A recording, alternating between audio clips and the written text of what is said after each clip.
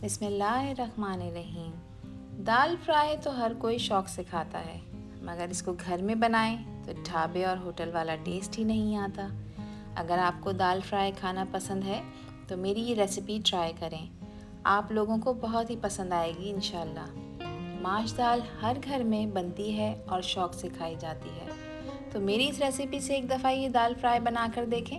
Believe me, ये बहुत ही tasty बनकर तैयार होगी इंशाल्लाह।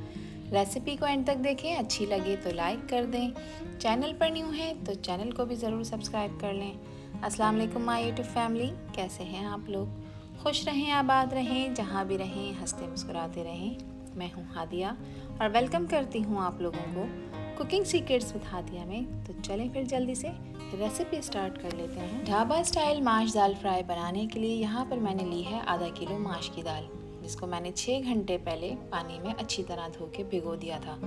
दाल अच्छी तरह भीग चुकी है, साइज़ में डबल हो चुकी है, फूल चुकी है। तो आपने भी इस स्टेप को फॉलो करना है।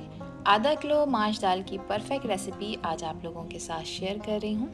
अब यहाँ पर देखें, मेरे पास है आधा किलो टमाटर, दरमियाने साइज़ के हैं। अब आपने क्या करना है, इन टमाटरों को करना है बॉईल।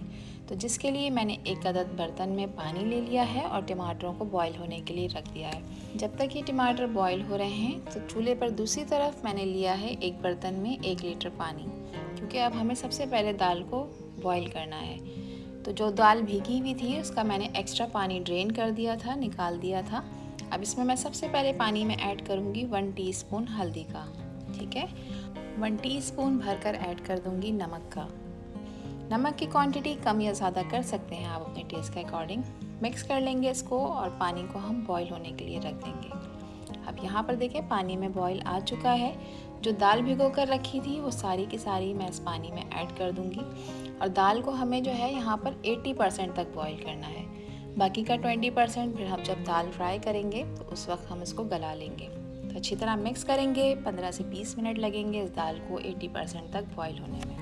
टमाटर भी देखें यहाँ पर बॉईल हो चुके हैं, इसका छिलका भी देखें सेपरेट हो चुका है। चूल्हे का फ्लेम ऑफ करेंगे, एक्स्ट्रा पानी निकाल देंगे। इसको ठंडा करने के बाद ग्राइंडर में डालकर इसका एक पेस्ट तैयार कर लेंगे। तो यहाँ पर देखें दाल में बॉईल आ चुका है। अब इसके ऊपर जो ये आपको झाग नज़र आ रहे हैं ना, इनको आपने उतार लेना है, ठीक है।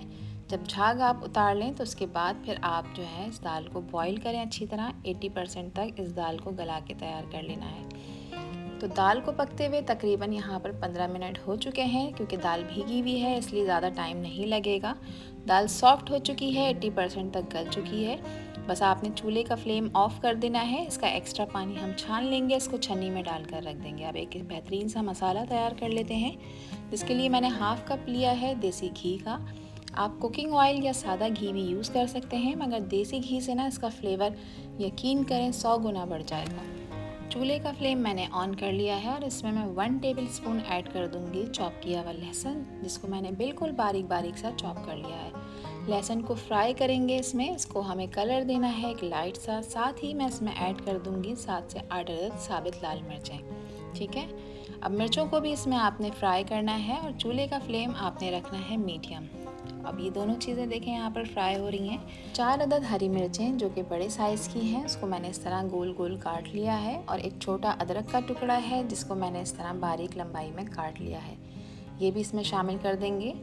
1 मिनट तक आपने इनको फ्राई करना है। चूल्हे का फ्लेम आपने लो टू मीडियम रखना है, ठीक है। चूल्हे के फ्लेम का ध्यान रखना है ताकि ये चीज़ें जले नहीं इसमें। इसको आपने मुस्तकिल चलाते भी जाना है, क्योंकि बस हम इसको एक हल्का सा इसमें कलर देंगे। अब जो टमाटर हमने पेस्ट बनाकर रखे थे, इसको देखें बिल्कुल बारीक मैंने पेस्ट बना लिया है ग्राइंडर में डालकर। ये सारे के सारे हम इसमें शामिल कर लेंगे। पेस्ट तकरीबन 1 प्याली बनकर तैयार हुआ था। अब आपने टमाटर का पेस्ट जो है ना, मीडियम फ्लेम पे पका लेना है, 3 से 4 मिनट लगेंगे। और इस तरह से देखें टमाटर जब पकना शुरू हो जाएंगे तो उसके बाद आपने इसमें 1 टेबलस्पून ऐड करनी है कुटी लाल मिर्चें, जिसकी क्वांटिटी कम ज़्यादा कर सकते हैं आप अपने टेस्ट के अकॉर्डिंग। 1 टेबलस्पून मैं इसमें डाल रही हूँ पिसा हुआ धनिया। इसके अलावा मैं इसमें ऐड करूँगी 1 टीस्पून हल्दी पाउडर, 1 टेबलस्पून इसमें कश्मीरी लाल मिर्च भी ऐड कर रही हूँ। इससे कलर बहुत ही खूबसूरत आता है और ये ज़्यादा तीखी भी नहीं होती, तो ये भी मैंने 1 टेबलस्पून ऐड किया है। 1 टीस्पून मैं इसमें नमक का भी शामिल कर रही हूँ। नमक की क्वांटिटी कम या ज़्यादा कर सकते हैं आप अपने टेस्ट के अकॉर्डिंग, और इस बात का ध्यान रखिएगा कि नमक आपने बॉईल करते में भी दाल में ऐड किया है। इसके अलावा मैं 1 टेबल स्पून इसमें ऐड कर रही हूँ ज़ीरा पाउडर। अब अच्छी तरह से आपने इन मसालों को पका लेना है, क्योंकि मसाले ज़ाहिर है कच्चे हैं, इसमें हीक ना आए, स्मेल ना आए कच्चे मसाले की। तो मीडियम फ्लेम पे आपने 4 से 5 मिनट तक इन मसालों को अच्छी तरह से भून लेना है। तो यहाँ पर देखें 4 से 5 मिनट गुजर चुके हैं, मसाले भुन चुके हैं यहाँ पर। अब इस स्टेज पर मैं इसमें ऐड करूँगी 1 कप दही। दही को मैंने अच्छी तरह से फेंट लिया है ताकि इसमें किसी तरह की कोई गुठली बाकी ना रहे।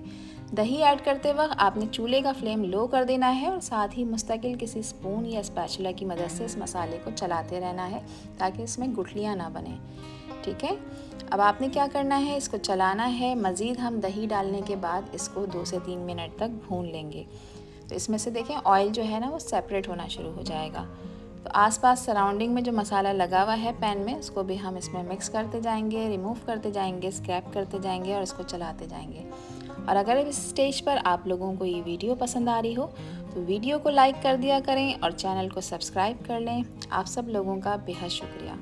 सब्सक्राइब करने से देखें एक मोटिवेशन मिलती है, मेरी हौसला अफजाई हो जाती है कि जो काम कर रही हूँ मैं वो आप लोगों को पसंद आ रहा है। तो दही भी देखें भुन चुका है। अब इस स्टेज पर मैं इसमें ऐड कर दूँगी दाल। दाल को छन्नी में डाल दिया था मैंने, इसमें किसी किस्म का कोई पानी नहीं है, तो सारी की सारी दाल हम इसमें ऐड कर देंगे। अब आपने चूल्हे का फ्लेम जो है ना वो मीडियम ही रखना है। मीडियम फ्लेम पे आपने मसाला अच्छी तरह से मिक्स कर लेना है सारी की सारी दाल के ऊपर, ताकि जो दाल में मसाला है ना वो अच्छी तरह से एब्जॉर्ब होना शुरू हो जाए। इस रेसिपी से जब आप ये दाल फ्राई बनाकर तैयार करेंगे तो यकीन करें इसका फ्लेवर बहुत ही आला आएगा। 1 टेबल स्पून मैं इसमें ऐड कर रही हूँ कसूरी मेथी का, और 1 नींबू है जिसका रस मैंने निचोड़ लिया है, ये भी मैं इसमें शामिल कर दूँगी। बस ये तमाम चीज़ें इसमें हमने शामिल कर दी हैं। दाल को अच्छी तरह से मिक्स करेंगे। यहाँ पर मुझे थोड़ा सा ड्राई लग रहा था, तो अब मैं इसको गलाने के लिए इसमें मज़ीद 1/4 कप पानी का ऐड करूँगी। आप अपनी ज़रूरत के मुताबिक इसमें पानी ऐड करिएगा। अब इसको मिक्स कर लेंगे, अच्छी तरह से कवर करेंगे और इसको पकाएंगे जब तक कि दाल कम्प्लीटली गल नहीं जाती।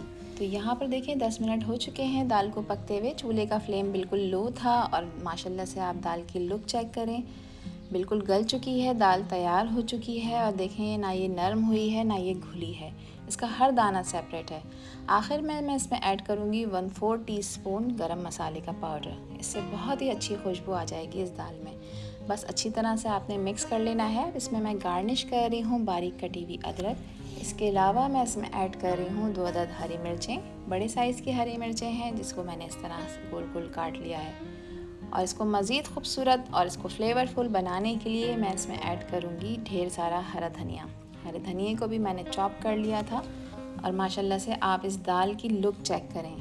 तो ढाबा स्टाइल, होटल स्टाइल माश दाल फ्राई घर में बनाकर तैयार कर ली है, जिसको बनाना बहुत ही आसान है।